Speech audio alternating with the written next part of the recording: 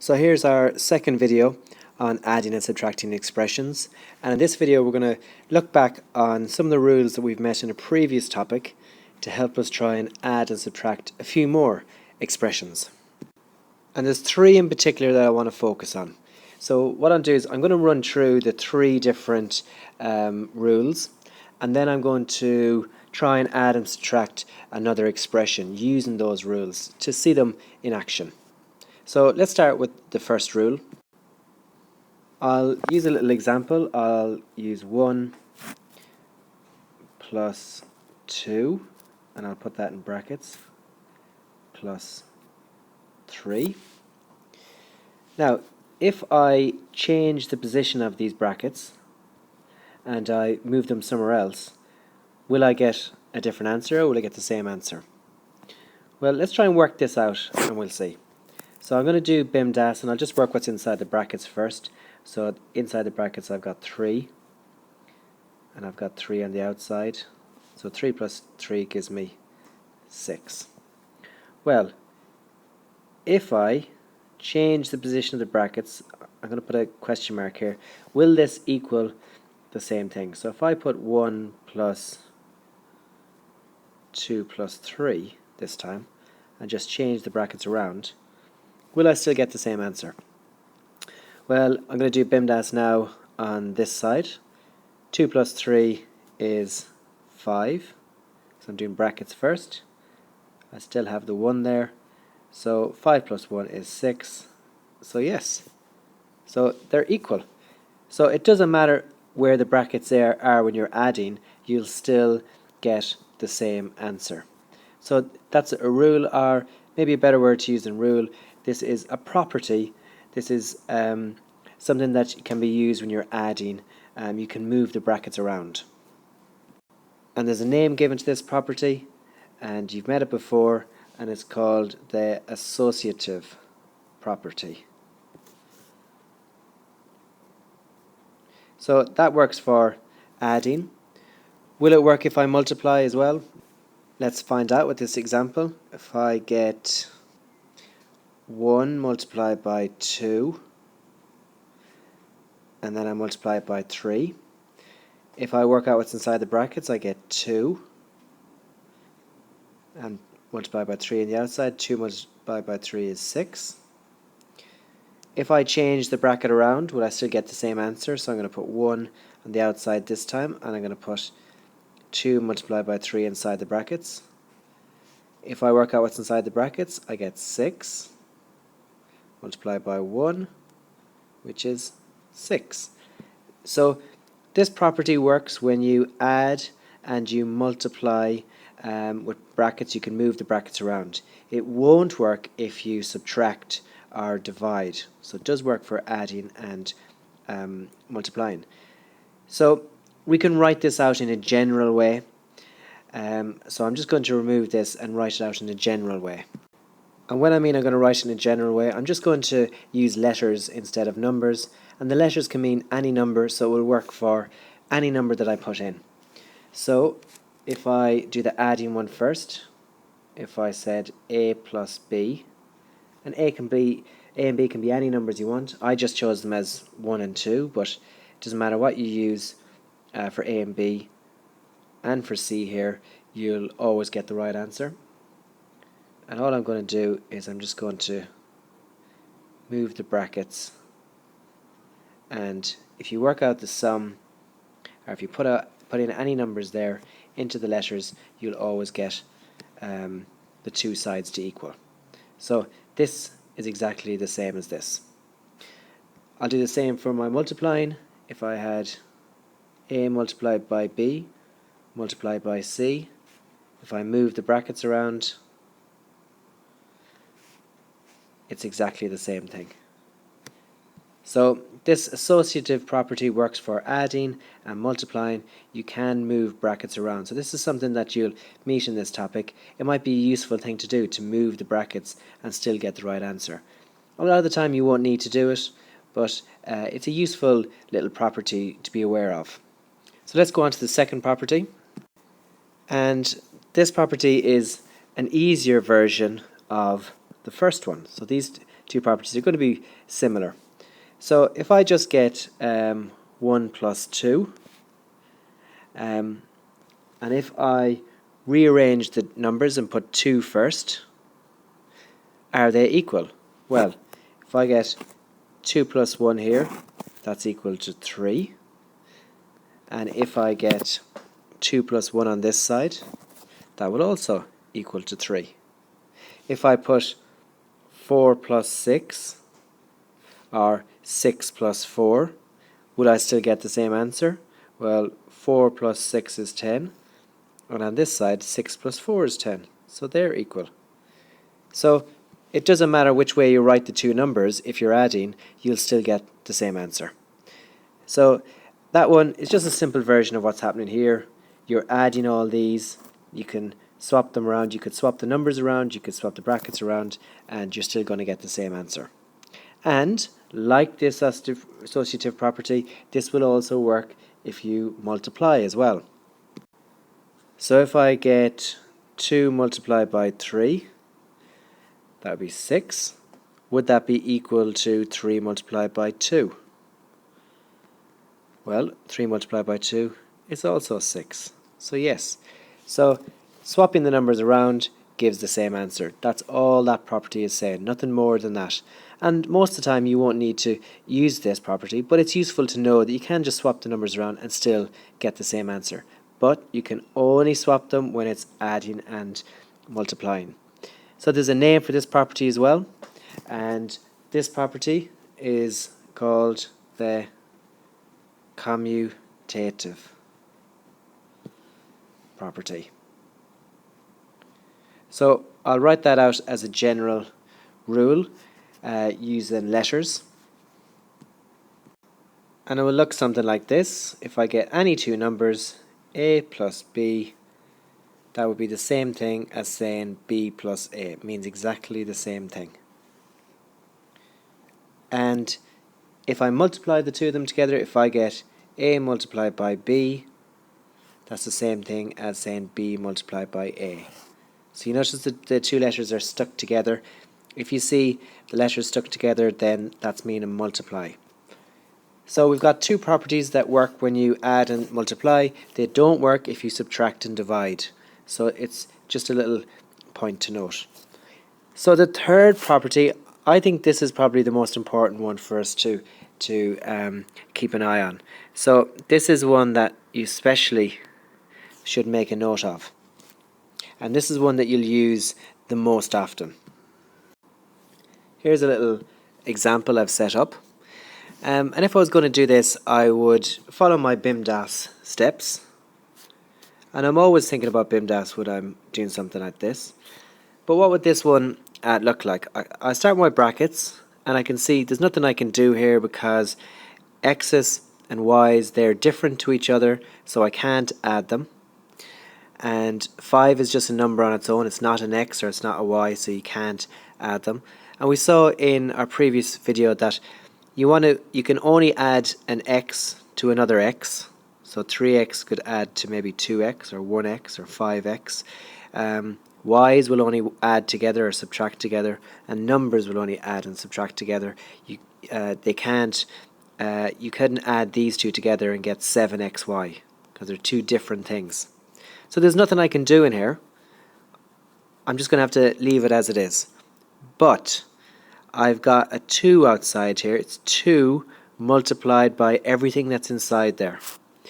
Now this rule is going to show you what to do with this, and in the two activities I give you in lesson, they're going to be using this property.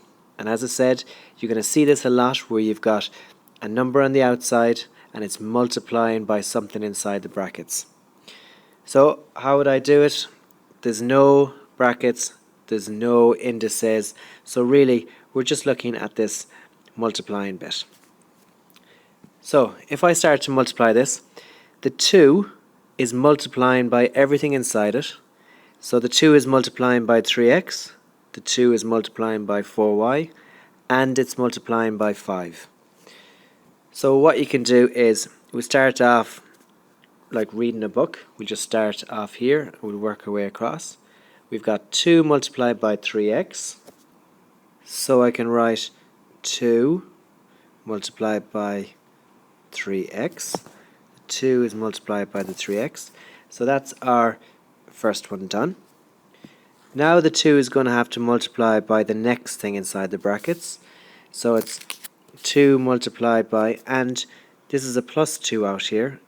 If I don't see a symbol, then I just assume it's a plus. So it's plus 2 multiplied by 4y. And then the 2 is going to multiply by the third thing inside it. So it's plus 2 multiplied by 5. That's all of the three of them worked out. And then I can go on and just work out my sum. 2 multiplied by 3 is 6x. 2 multiplied by 4 is 8y. And 2 multiplied by 5 is plus 10. And now I've worked out all of this. I've multiplied 2 by everything inside there.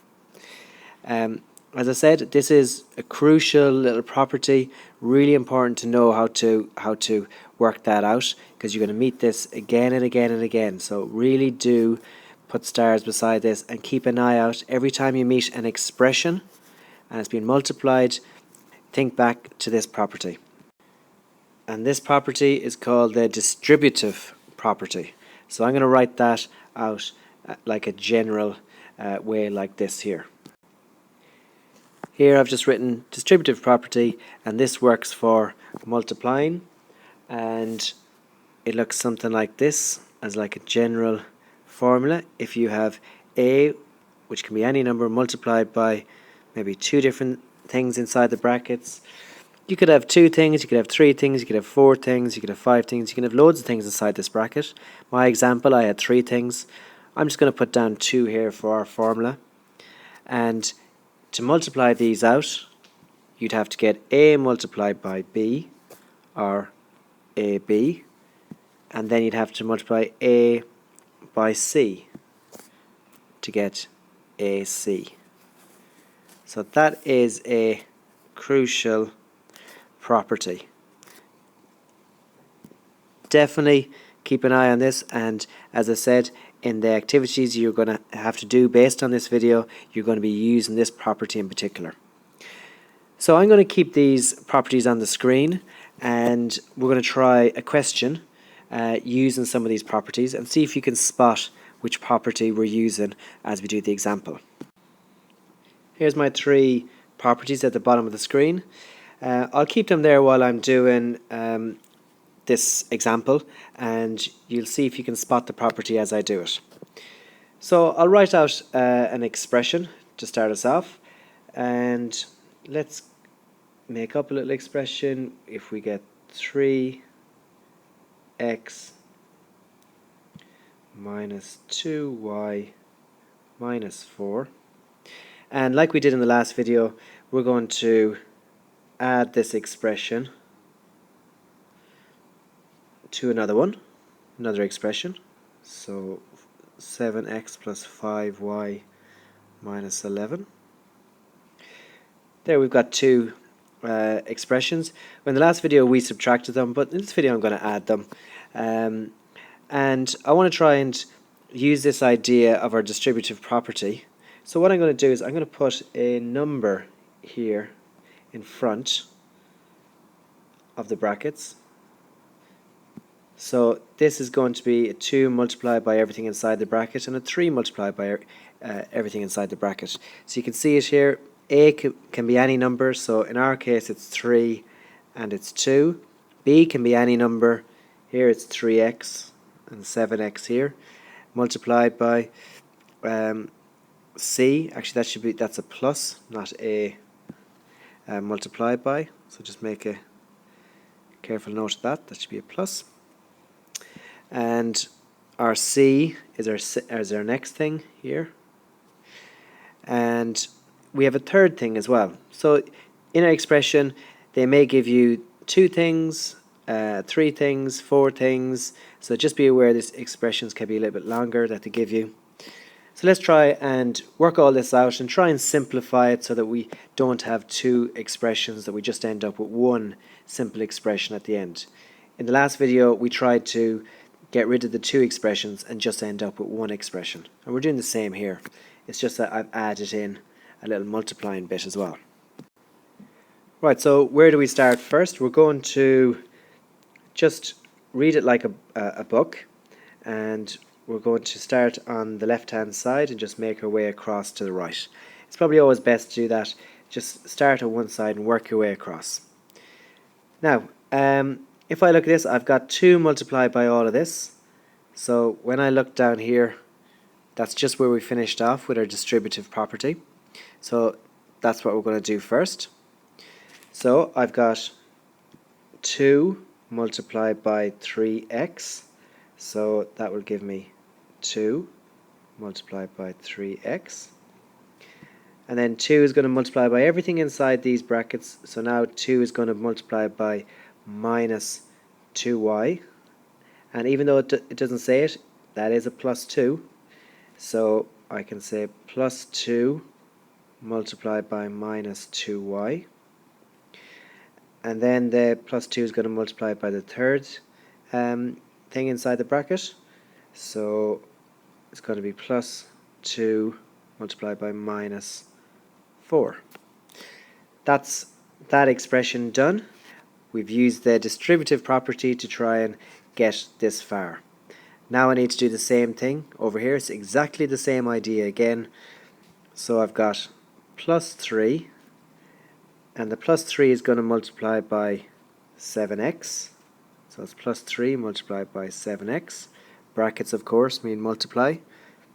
Then I've got plus 3 multiplied by plus 5y, multiplied by 5y. And then I've got plus 3 multiplied by minus 11. So let's write that in. I've just put the distributive property here at the end, just to remind me that's what I've done. And now I need to move on to my next step, and I'm going to be using another property.